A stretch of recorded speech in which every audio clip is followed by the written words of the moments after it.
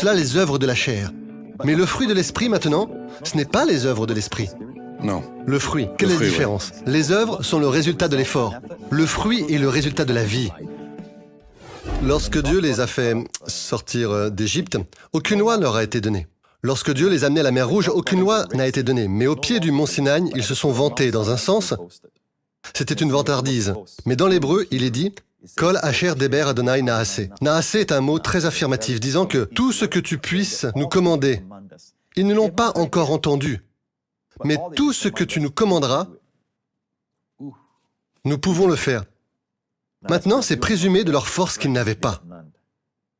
Vous voyez, Dieu a changé de ton. Si vous lisez attentivement, c'est l'Exode 19 que je viens de citer. Dans l'Exode 20, Dieu a donné les 10 grands, les 10 commandements. Mais dans l'Exode 19, Dieu a changé son ton comme ceci. Dieu a dit à Moïse, « Moïse, dis-leur de ne pas s'approcher. » Ça n'a jamais été son attitude lorsqu'il les a amenés à la mer Rouge. Non. Les eaux amères de Mara ont été adoucies. Les eaux amères, il n'a jamais eu ce ton. Miracle après miracle. La colonne de nuages le jour, la colonne de feu la nuit, tout le chemin depuis l'Égypte. Mais au mont Sinaï, Dieu a changé de ton immédiatement, au moment où les hommes ont présumé de leur force. Wow. En substance, il dit, « Dieu, nous savons que tu nous as bénis sur la base de l'alliance de grâce avec Abraham, notre père, que nous n'avons pas mérité. C'est donc une faveur non méritée. Tu as ouvert la mer Rouge à cause d'une faveur imméritée. Tu nous as délivrés par faveur imméritée. Tu as adouci les eaux amères de Mara et la manne et tout cela à cause de ta faveur. Mais Dieu, à partir de maintenant, bénis-nous en fonction de notre bonté. Oh là là. Bénis-nous en fonction de notre obéissance. Bénis-nous en fonction de notre fidélité. Nous savons que tu nous as bénis parce que tu es fidèle. Nous savons que tu es fidèle à Abraham.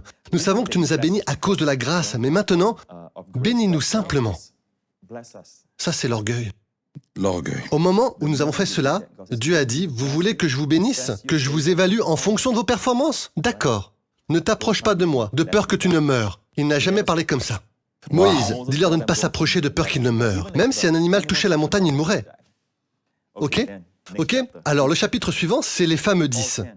Garde les 10. Et si tu en transgresses un seul, tu n'es pas coupable de celle que tu transgresses, mais tu es coupable de toutes. Jacques dit, tu enfreins une loi, tu es coupable de toutes les lois. Mais les histoires après ça ont vite dégénéré. Ouais. C'était Au brutal. moment où ils ont péché, le même péché, quand ils ont traversé la mer Rouge, ils ont murmuré. Quand ils sont arrivés aux eaux amères de Mara, ils ont murmuré. Personne n'est mort. Murmurer est un C'est péché. vrai. Personne n'est mort. Mais après cela, ils ont murmuré, Ils sont ils sont tombés tombés raides morts. Quand ils se sont plaints, ils sont tombés raides morts. Alors maintenant, laquelle voulez-vous? Être sous la loi ou sous la grâce? Ouais. Et pendant 1500 ans, ils ont été sous la loi.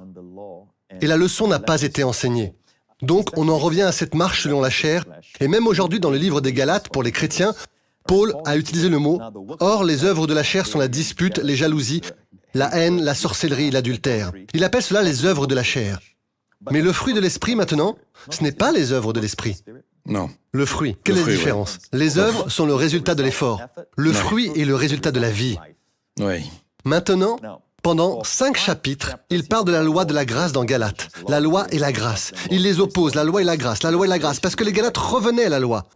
Au chapitre 5, il dit, « Si vous êtes sous la loi, voici les œuvres que vous produirez. Si vous êtes sous la grâce, le fruit de l'amour de l'esprit, la joie, la paix, même la maîtrise de soi est un fruit. » Pensez-y. C'est incroyable. Si je prêche à mes jeunes dans le ministère de la jeunesse, disons que je veux qu'ils aient de la maîtrise de soi. Que dois-je faire selon la logique humaine naturelle? Je vais prêcher la maîtrise de soi. Exact. C'est comme mettre du bois sur le feu. Mais en fait, si je veux la maîtrise de soi, que dois-je faire? Je prêche la grâce. Et la grâce, le fruit de cela est la maîtrise de soi. L'amour, la joie, la paix. Et pourtant, dans le corps de Christ, il y a tellement quel est le mot? Ils continuent à voir cela comme des problèmes sexuels. Chaque fois que vous parlez de la chair, ils ne réalisent pas que dans leur propre chair, ils essaient de servir Dieu. Tout comme nous en parlons avec Pierre. Et pour une raison quelconque, ils ne comprennent pas que c'est de la fierté. Ouais. Ils pensent que l'orgueil, c'est l'arrogance, où vous agissez comme tel, où vous êtes condescendant. Mais l'orgueil, si vous deviez la définir, comment le définiriez-vous? Exactement ce que je viens de dire. La confiance en ses propres efforts. Exact. Et beaucoup de personnes ne reconnaissent pas qu'il ne s'agit pas d'être arrogant ou de faire du bruit. On peut avoir le plus gentil, le plus calme, le plus doux. Oui, ils sont remplis d'orgueil sous le feu, vous savez. Je veux dire, vous ne savez pas, vous savez. Et les gens jugent en fonction de ce qu'ils voient. Mais c'est étonnant que la grâce, et attention, nous ne disons pas arrêtez de prier, arrêtez de jeûner, Non. arrêtez de lire la Bible. Non. Nous ne voyons pas cela. Mais pourquoi les faites-vous? Pourquoi je vais à l'église? Aller à l'église, c'est là où j'écoute toutes ces vérités, où j'ai ce genre Oui. de sentiments, ok? Pourquoi est-ce que je prie? Je prie parce que je suis proche de Dieu. Oui. Si je conduis sur la route et qu'il y a un accident sur la route, de tous les gens présents, je suis celui qui a de l'influence auprès de Dieu et je ouais. peux prier et demander à Dieu de faire quelque chose à propos de cette situation pour aider la personne, Ouais, épargner sa vie, exactement. le sauver, parce que j'ai de l'influence auprès de Dieu. Alors, c'est un monde de différence. C'est comme le ciel et l'enfer. Est-ce que je prie pour la victoire ou est-ce que je prie à partir de la victoire? Donc, en tant que croyants aujourd'hui, sous la grâce, nous prions à partir de la victoire. Donc, nous disons, regardez vos motivations pour déterminer si vous êtes sous la loi ou la grâce. Je veux dire, si quelqu'un est sous la loi et sous la grâce, je peux le dire parce qu'ils font exactement les mêmes choses. Mais une personne a de la joie et l'autre non. Là où il y a la grâce, il y a toujours la joie. Il y a toujours de la joie. On ne peut pas les séparer. Shalom, j'espère que vous avez aimé cette vidéo. Abonnez-vous pour ne pas rater nos programmes. Merci de faire partie de notre famille TBN. Que Dieu vous bénisse. Shalom de Jérusalem.